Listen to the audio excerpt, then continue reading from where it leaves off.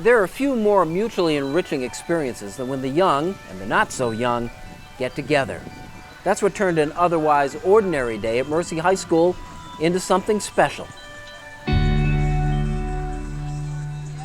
A lot of young people don't often have a chance to really interact with older generations aside maybe from grandparents or aunts and uncles. And then to meet students or alumni that graduated in the 1930s or 40s, I think it really ties it together, that whole circle of life thing of look at where they are now and we all started from the same place. It's just fantastic.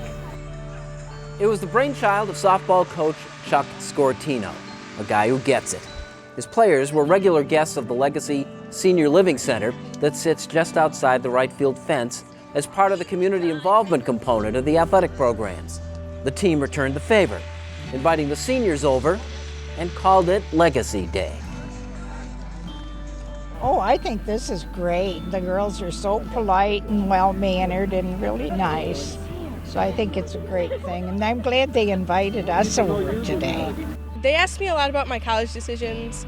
They kept it interesting. They wanted to know about my family a little bit and how I like Mercy and the softball program.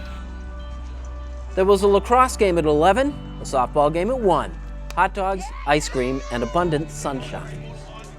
They're so cute. We just were helping, like serving them hot dogs and all like chips and everything, and they just are so happy to be here. The one lady has on little like old-fashioned little baseball caps, and she was telling me it was I think her nieces that she found in her drawer, and that she was like, I had to wear it. I was definitely, because it just is so great and goes along with the whole theme of today and everything. So I just loved it. This hat, I didn't know it was going to attract so much attention. This hat belonged to Patty Massarella, and when she graduated from East High School, she says, Aunt Millie, I want you to have my hat. And it's been sitting in my drawers. Today I opened the drawer and I said, oh, I think I'll wear Patty's hat. And here it is. Mary Ryan was among the guests, a Mercy grad who still wears her class of 1939 ring. Mary would occasionally take the streetcar from home near East High to school back then. Just as often, she'd take the 40-minute walk.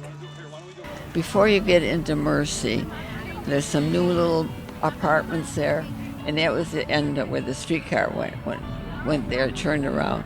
And if you took the streetcar, you had to walk from there into Mercy. Mm-hmm. And not very many people took the streetcar because they didn't have 10 cents for the the payment, you know.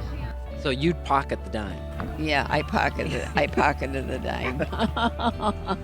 Ryan was recruited to throw the ceremonial first pitch.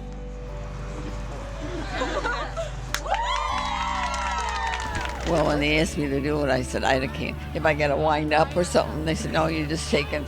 I'll say, I can throw it 3 feet. It was a great day all around. Both of Mercy's teams won their games, and everyone was richer for the experience. It's just an awesome opportunity for us to actually interact with them and see them. Last weekend we went over and looked through the whole building, which is absolutely gorgeous, and we got to meet some of them, and it's just nice to have another connection with them and have support in both ways and everything. So nice. I think it's awesome. I think it's really great. What's it like meeting the girls, meeting the young people?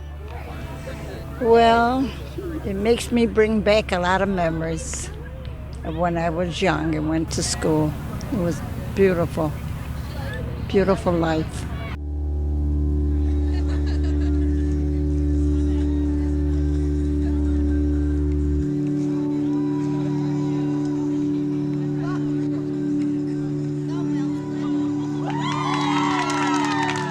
Let's hear from Mary.